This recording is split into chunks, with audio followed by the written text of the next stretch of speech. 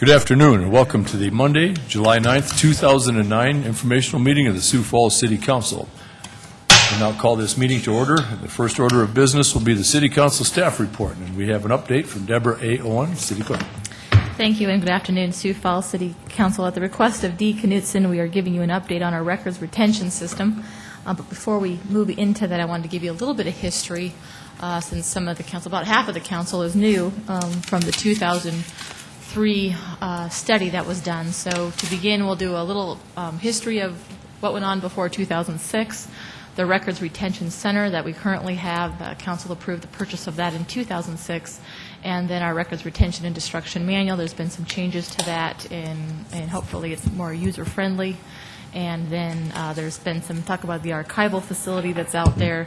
That's something the county has been talking about, so I have some information, very limited, but information for you. In fact, I think Councilmember Staggers, who serves on that board, might even be able to provide more. But moving right into the history of 2000, prior to 2006, there was a central storage committee that was formed. It was a city-county committee. They were looking at what to do with all their records. They have a lot of records in a lot of different places, and the concern was, what do we do is taking up office space. And so there was a grant that was applied for and received. It was $5,000. And then the city archivist at that time, which was Diane Metley, hired Richard Popp, a consultant, and they began a study. At the helm was Richard Popp, but a study, a comprehensive inventory of all of the records within the city-county area. And so they had an estimate, when they were done, about 11,000 cubic feet of records, which were kept in city-county offices or various buildings around town. There were some concerns that were raised as they went to review all of those records. Some had preservation concerns. There's a difference, though, between an archived document, which may have historical value, as opposed to a records retention, which we're just waiting and holding until we can destroy it at a later point in time, per our manual. They also had, the report also raised some concerns about fire and damage to those records, and certainly the historical archives would be much more a concern to us, and then theft. So I have some pictures from that 2003-2004 report. It was given to the council back then. Some of you may recognize these, and some of you may not. These are just really to provide an overview of some of the space issues at the time. Yeah. And so you can see, really, it's just a matter of, the list of priorities, and archiving records and records retention is, not as exciting as other issues, and sometimes that can wait. And so this has been, obviously, it's been waiting for a while because there's records in the hallway and you can't get through. Also, if you could notice, some of those boxes aren't secured. You can flip the top and look into those boxes if you have access to that room. And so we tried to address that issue in 2007, and Denise worked extensively on that.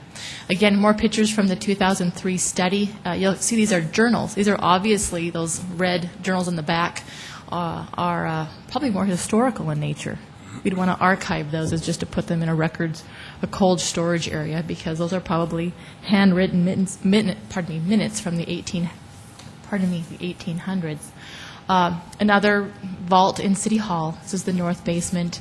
Free aisleway, but again, you can see that Xerox box on the side isn't secured. And the labels, we're missing some labels, so the employees who may have brought those down to store those may have moved on or been promoted, and so it's hard to know sometimes moving forward in time who put those there and what's in those boxes. That's kind of what we're looking at now and trying to fix.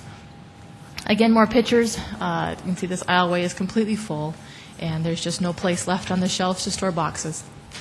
I'm just going to roll through these kind of quickly so you can take a look. This is down way under City Hall, and there's been some water issues in that room in particular. So you can see there's just not enough room.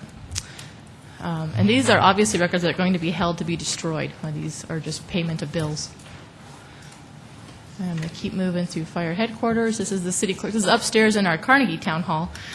This was in 2004. It's all neat and tidy. Now we have a lot more records on the floor, but in similar boxes. You can see those boxes are way too high to retrieve without having a ladder, and perhaps somebody from building services come into our office and help retrieve those.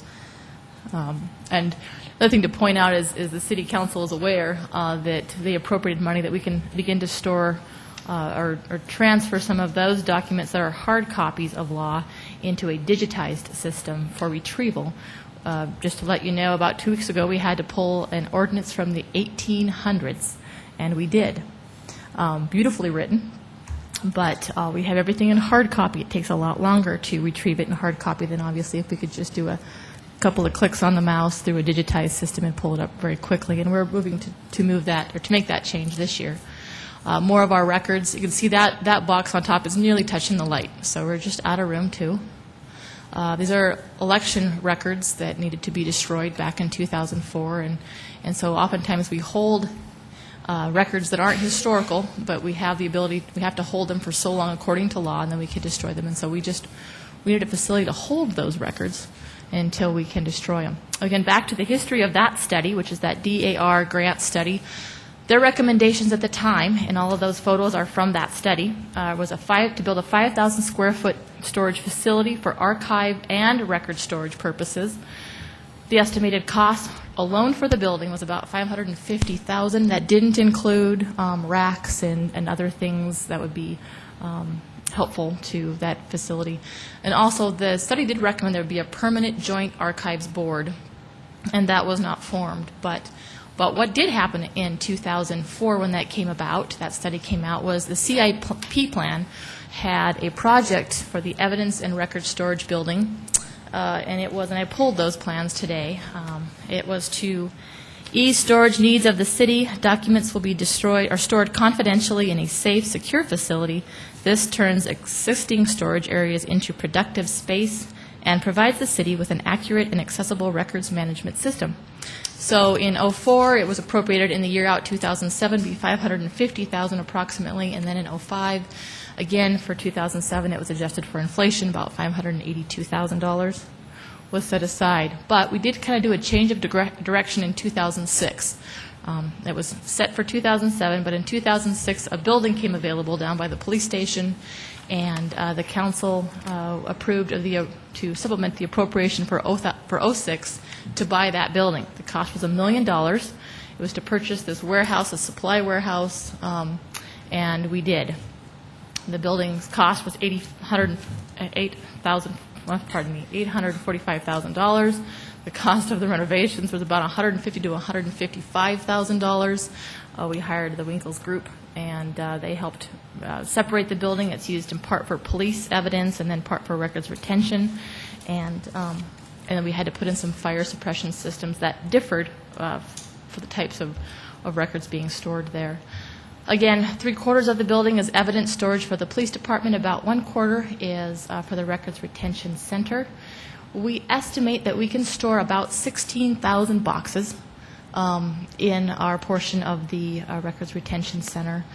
And currently, we have about 350 boxes stored already. Health has 307 of those, and other departments have given us about 22 boxes thus far.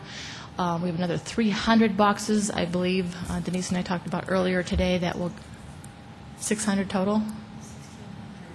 Oh, yeah, total 1,600, but from that 307 in health, we have another 300 that will be rolling in there, as those are in the basement of the annex building and need to be moved over to the Records Retention Center. A couple of things to bring up, just to let you know, the Records Retention Center is not a joint facility with the county. It is not an archival facility. It doesn't have the ability to store those historical documents of value in a dust-free area that would protect those over their lifetime. And they're really, at some point in time, we'll run out of room for city records. It's a limited facility in terms of first come, first served. So those departments who are transferring their records to the Records Retention Center will have use. The primary purpose, again, is to provide secure off-site storage on inactive records for the departments and divisions of the city. And then I want to show you a little bit about the buildings. I know we don't probably going to have time to tour it today, but we want to make sure that you all have time to visit it down the road. Last summer, with the help of intern, and Denise actually designed this system, we have every slot is numbered, every row is numbered, and all corresponds so that the department knows exactly where their box is within the facility, and we do too, because they're going to have to retrieve it at some other later point in time, and so you can see those little white tags. It's a bad picture, pardon me, but each box is numbered with a slot, if you will. So when boxes are moved, and here you see these are some of the health records that have been moved over. I wanted to take a break to let you know how we changed from those pictures you saw before of those records to a system now that you can see is much different. It's very orderly. Everybody is clearly labeled on the side. We have also tried to make the system very user-friendly to departments. So with the help of Letitia Bowe, we have labels online. We already have the template online. You can just go in and there's some drop-down boxes. You can even, for your convenience, and you just fill in the information and hit print. And you can put those labels on your box with great ease. We require they be on the front and the back of the box, just so that when it's stored, it's easy. There's no back or front, and essentially when pulling them back out.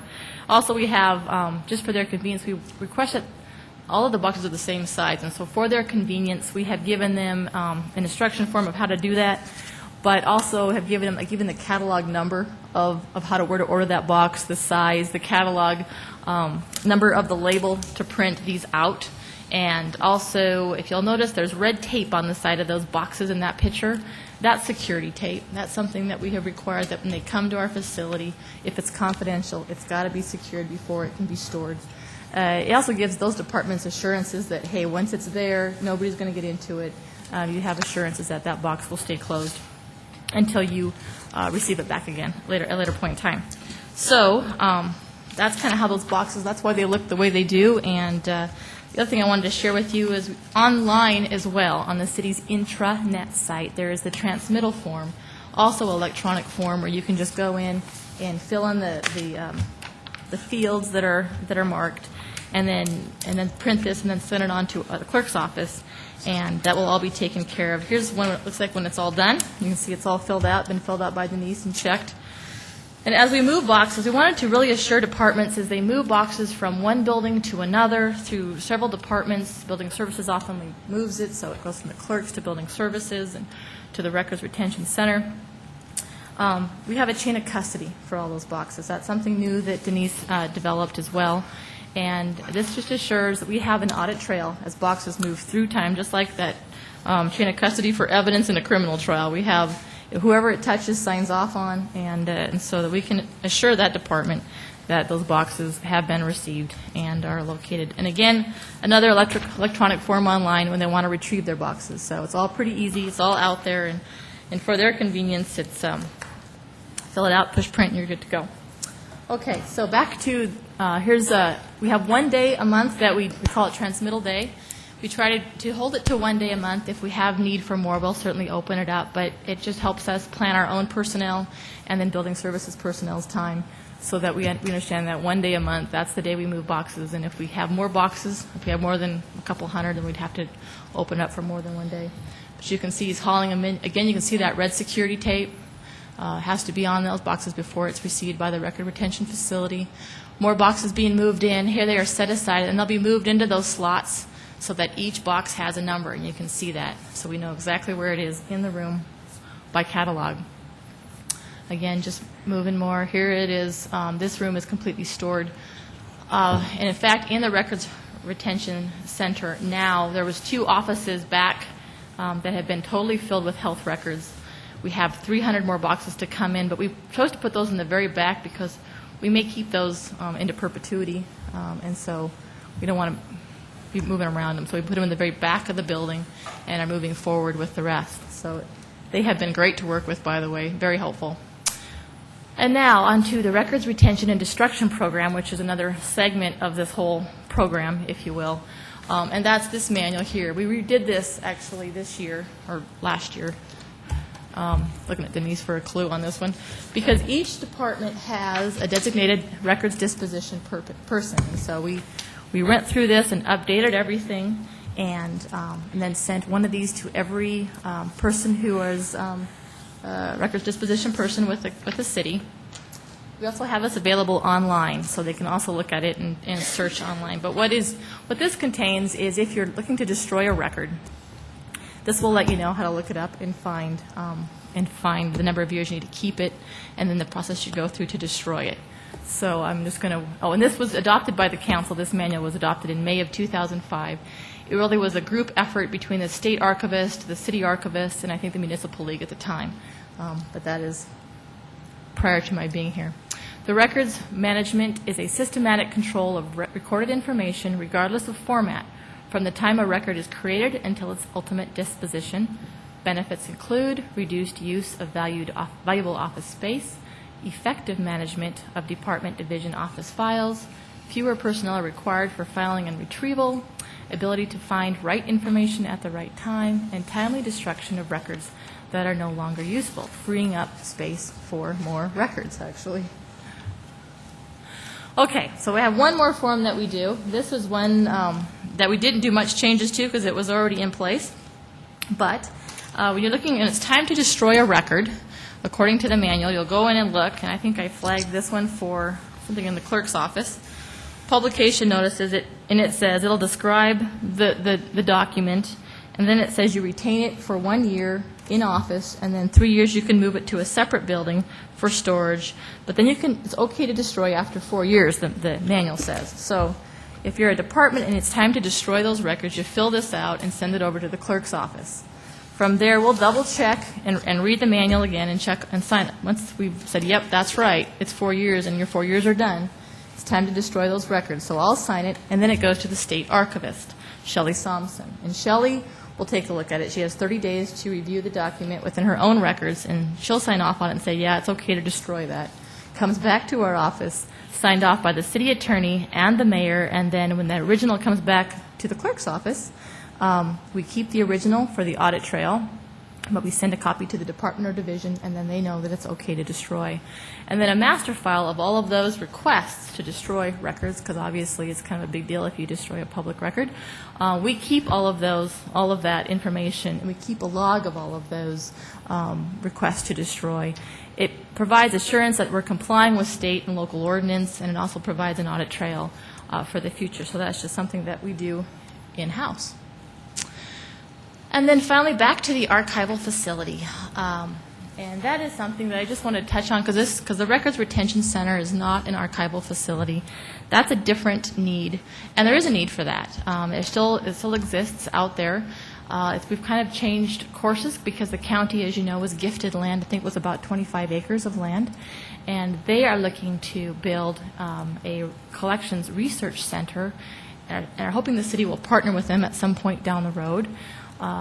The facility at this point, the plan is to set aside 7,500 square feet for government records, but there will be a 10,000 square foot basement that has the potential that could be expanded even further.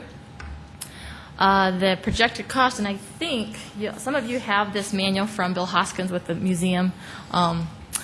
This is the plan. If you want this, let me know, and he'll send you a hard copy of this, or you can sure take a look at this one. It's about $5.4 million, and they were kind of hoping to have the city, the county, split those costs, or even split them a third with the courts, because the courts has a number of records that they need to store for a very long time, and so looking to have a joint facility. If the county owns it, that's how it's proposed now, they would pay for the operating costs. I believe the county made a request for the 2014 year for the CIP from the administration, and it is not in the CIP at this time, but it was for $2 million and for 2014. I don't know a lot of the details about that. I imagine Councilmember Staggers would know more as he sits on the museum board, but I just wanted to share with you some of that information. Any questions? Go ahead. Councilor Knudsen. Deborah. Sorry. Deborah, thank you very much for the update, and I apologize for walking in a couple minutes late.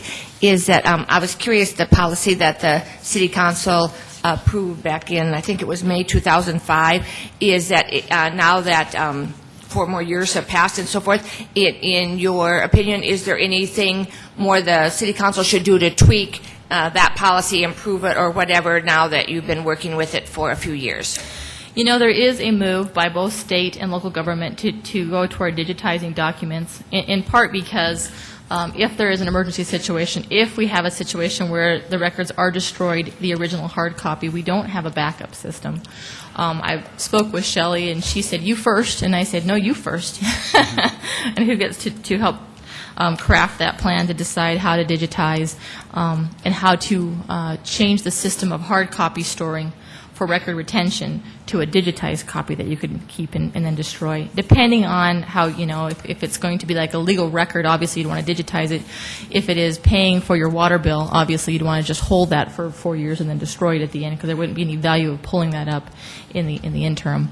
But that is something that we will need to look at as we both state and local governments look toward digitizing, because of the fact that you could pull up that original, but also it's just so much more efficient than pulling up a hard copy. So, thank you. Councilor Knudsen. And then a follow-up question on that. I remember a few years ago I was visiting with Shelley and Pierre regarding newspapers. They were trying to digitize all of the small-town newspapers, and of course I had some great interest in that project for the Blunt Advocate, as you can imagine. But anyway, and I could tell that the major problem there was lack of money to obviously digitize all of those newspapers. But anyway, so knowing that that's always a problem for governments, including city government, but believing a great deal, like every other councilor does, in keeping up with technology on records, I was curious: is there any possibility that the state of South Dakota and consortium of cities would ever want to go together or be able to go together and hire companies in South Dakota that are already digitizing records for businesses? I certainly think there's value to getting together, and if you can somehow pool the resources but still assure, I'm not sure how the open records will work forward in time, and by the way, that law is retrospective, not just prospective. But I think there's value, certainly, because there's such duplication, and so really it's just software, and being able to assure, well, if this is private information, proprietary, if you will, of that government or sub-governmental organization, then they'd want to be able to kind of lock that down. But it'd be the same software, so I don't know why one wouldn't do it. Mr. Jameson. Deborah, do you know, are we creating less paper these days, or as the city continues to grow, do we get even more, or are we reducing our load any? I'd like to think we're reducing the load. I know with Granicus in particular, which is something that we use with the council meetings, because we have so much of that cataloged, if you will, online about not only the ordinance but the supporting legislation. That helps us with retrieval issues. I mean, I can just go out there and pull up. I can go search USD and pull up what a great school USD is, by the way, Vernon. So anyway, I think so, but I really do think as we move toward digitizing documents for like the clerk's office and hopefully other departments as well, that will clearly help us be more efficient and use our time in a more productive way, because we'll be able to allocate that time for other work.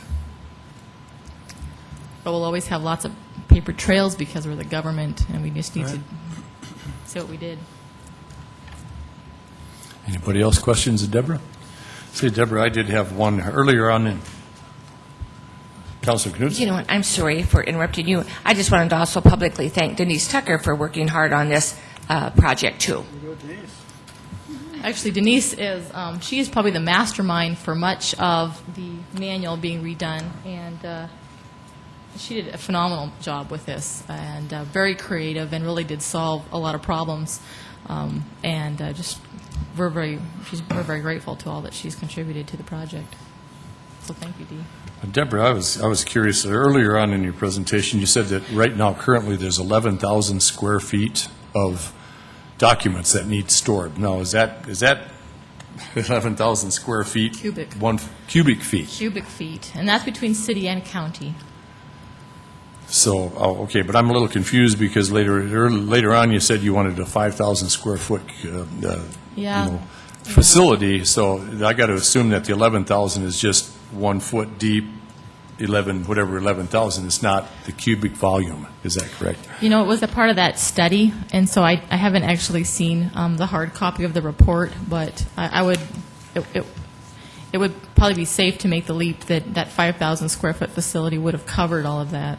So. That's what I'm thinking, is you have to have shelves, you have to have rows to walk in for access and stuff. I was just kind of confused about what you meant by square feet, so, very good. Any other questions of Deborah? None? Very good. Well, and we will move on. Thank you, Deborah. Thank you for that information. Audit Committee. No report from the audit. How about Fiscal Committee? We will have a meeting shortly after this informational meeting just to touch a minor revision on the budget resolution that we adopted a year or so ago. Very good. Land Use Committee. Yes, we had a meeting last week that lasted until about 7 o'clock on a non-council meeting night. But it was regarding Ron Bell was bringing an ordinance.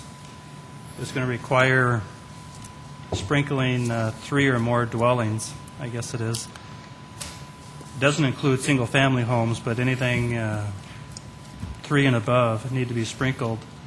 And the Land Use Committee, I think Ron really just wants to bring it to the council so that we vote on it.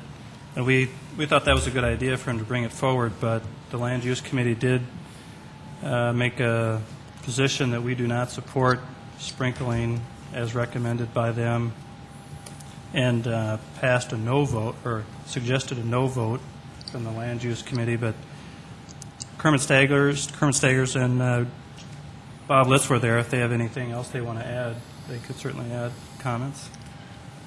Well, I thought we had a good vote. It was unanimous by every member of the committee not to support this because of the increased costs that would entail with constructing new apartment complexes and things like this. And fortunately, in Sioux Falls, we really don't have a major problem with fires in Sioux Falls. And so that was also a consideration as to why we rejected that. I agree with that. Due to the physical nature of the buildings that they were discussing, they just didn't have any compelling evidence to move forward with the sprinklers on that. And, a lot of these apartment units, especially that are built like this, that would fall under this new ordinance, they're accessible by a deck door. They're not more than 2 stories tall, and all of them have patio doors going out to a deck. And there's just, like I say, over the years, there was just no evidence that the sprinklers were going to do any good, especially for the cost on the affordable part of it. So that's where I came from. And I might also add that earlier this year, when they had the International Building Code meeting up in Minneapolis, that the fire chiefs loaded this meeting up with fire marshals and fire officials from all over the United States, flew them in there, and they got this measure passed. And they've been trying to do it for, I think, 9 or 10 years and haven't been able to do it. And this year they spent a lot of money. And to me, that was a little bit of an abuse of the system. It's not how it's supposed to work. But that's what happened. And I guess that notwithstanding, I just did not see clear, compelling evidence that this was necessary. Councilor Knudsen. Councilor Litzy, is that I'm not on the Land Use Committee, as you know, and I was not able to sit in on that meeting. But I was just curious: does the if the City Council decides to not vote for that additional sprinkling requirement, does that affect our overall insurance rating, as a city? Your ISO? No, it would not, because I don't believe it would anyway, because we're currently that way right now. Okay. So in the future, I don't know. We'd have to ask the fire department about that, but I imagine it would stay as is. And so you're saying that, are you saying that the requirement did pass at the national level for the national code, you mean? It actually passed for all single-family new residences to get sprinkled, every one of them. If you build a house, possibly in other states that this is passed in and is active, a single-family residence, you'll be required to put fire sprinklers in. Now, they've chosen to exempt that in South Dakota, or in Sioux Falls, saying 3 or more units, but right now there's if you build apartments that are not higher than 2 stories and you have 15 or less, you do not have to sprinkle them. And so what they're trying to do is upgrade the sprinkling requirements for those facilities in the city of Sioux Falls. And then last question is, so I too am sensitive about extra cost or extra regulation if it's not needed. I understand what some of you are saying about that, but I was just curious, so is the Land Use Committee, are you guys pretty comfortable with the fact that, that we're not trading safety for lower costs? Like I say, they didn't have any numbers to back up anything. There were no deaths in the last, I don't know how many years it was, but they just didn't have it. So. Thank you. Councilor Costello. Bob, when is the next time that meeting is held? I think Ron's going to bring it to the council. No, I mean the meeting that you referred to where they had loaded up the Every year, I think every year, every other year they meet. I was out at Boston 3 years ago, and, voted for. I guess I'm wondering, do you expect that to be changed at the next meeting then? On the national level? Yeah. Boy, it's very difficult at the national level, the way that the system is set up to go backwards on something like that. It'll be put into going to be into the International Building Code at 2011. That's when it goes into effect, so. Councilor Jameson. I just wanted to add that, yes, the council will see that shortly on the agenda from Ron, and I'm sure there'll be plenty of discussion when it comes up, but look for it in the future. But the Land Use Committee did listen to testimony from the multifamily housing people and other developers and builders, and they did give us a lot of information about it, the cost, the additional cost. But look for that information to come forward again when that actually comes to the council. Okay, so that was Land Use Committee. Very good. How about Public Services Committee? No update at this time. Okay, thank you, Kenny. Item number 8 is City Council open discussion. And before I would imagine at this time we get into the chair, vice chair thing. Is that correct? Is that the timing? No? 7 o'clock meeting. We usually do that at the end of our 7 o'clock meeting unless something has changed. Oh, okay. Well, I guess I was not aware of that. I didn't recall that. So Those are usually the last two items on the agenda so that we don't, keep other people for that kind of thing unless they want to sit through it. Councilor Costello just showed me where it was at. I should remember that as I was elected chair last year, but it's been a long year, let me tell you. So, City Council open discussion. Are there any items for the general good here? Councilor Knudsen. Well, I was going to put on my patriotic hat that I borrowed from Councilor Costello's wife yesterday. I think I will put it on just for a minute, but I won't leave it on long. But I just wanted to say that it was really a great parade and picnic yesterday, a great turnout and nice cool temperatures, which I really appreciated. And again, I was just happy to be able to borrow this great hat for a few minutes there at the end of the parade. But more seriously, I would like to just thank all of the sponsors who made that picnic available. I mean, the city is now, after doing this picnic for a few years in a row, has really, they always, did it efficiently, and I used to help serve ice cream. This year I took the day off, but wow, is it organized by now? And I know some of the rest of you were there and know what I mean, but just so nice with the municipal band putting on a regular performance, and I just think it's just really done nicely and huge turnout. So again, thank you to all the sponsors and all the volunteers who worked the picnic and the parade yesterday. Very good. Thank you, Dee. Anything else? Well, seeing none, I guess, does anybody want an executive session for anything? No? All right. Very good. Very good. Well, then, Councilor Anderson. I guess with a lot of the events that have been happening now with businesses that are having these events in their parking lots, one of the things that have come up is this dance hall ordinance. And I would like the council to take a look at that and maybe send that into one of the committees to take a look at and maybe do some revisions on it. What's happening is these shows are becoming larger and larger. And one that I seen here last Tuesday had at least 2,000 people show up in a very small parking lot. And I just think it's something that we should take a look at with Lori Hogstad's assistance to make sure that they're done properly and, within city ordinance. Kenny, I think I've heard some things from other people with concerns similar to yours. Pat, where you coming from? Well, I would just point out that there are a number of the outdoor events that happen in a lot of the locations around us in Sioux Falls don't involve dancing, and they don't require dance hall permits. So I would be cautious to lump all these outdoor activities as dance hall events.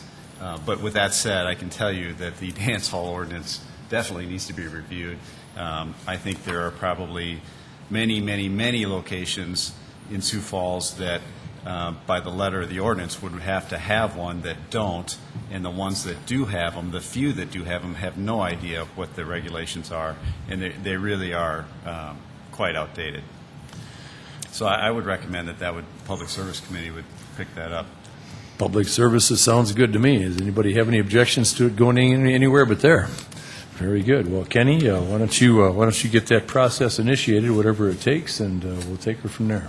Okay, thank you. Okay, thank you for that, Kenny. Thank you for looking out. Anything else for the greater good here tonight? Very good. Well, like Gerald said, they've got a fiscal committee meeting here right after this here, and if not, we'll stand adjourned until 7 o'clock.